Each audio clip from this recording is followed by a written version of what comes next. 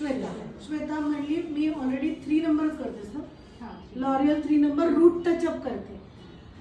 ती दर महिन्याला फुल कलर करते का? नाही. मग हा कलर कुठला आहे? हा ऑलरेडी अनेक महिन्यांचा जो ती कलर करते तो खाली आला. ओके. नाव फर्स्ट क्वेश्चन, 3 नंबर करते तो फक्त रूटला लावून मग वॉश करून टाकते का उरलेला खाली लावते? ओके. उरलेला खाली लावत असते तर काय झालं असतं?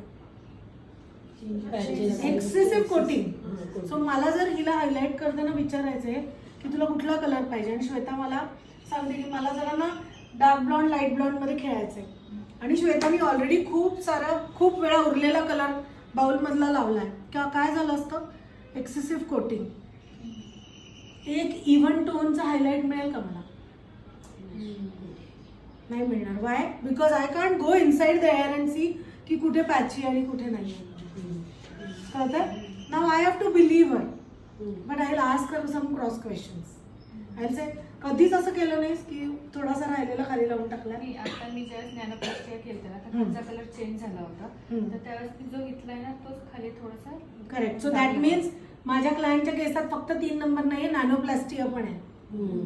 सो बिफोर युझिंग 40 व्हॉल्यूम वापरायच्या आधी मला विचार करायचा आहे I am already working on a sensitized hair, how to handle. Will see. Okay. Because याच्यात प्रॉडक्ट आहे ना. आपण सुरुवातीला काय बघितलं? Cuticle cortex मेड्युला.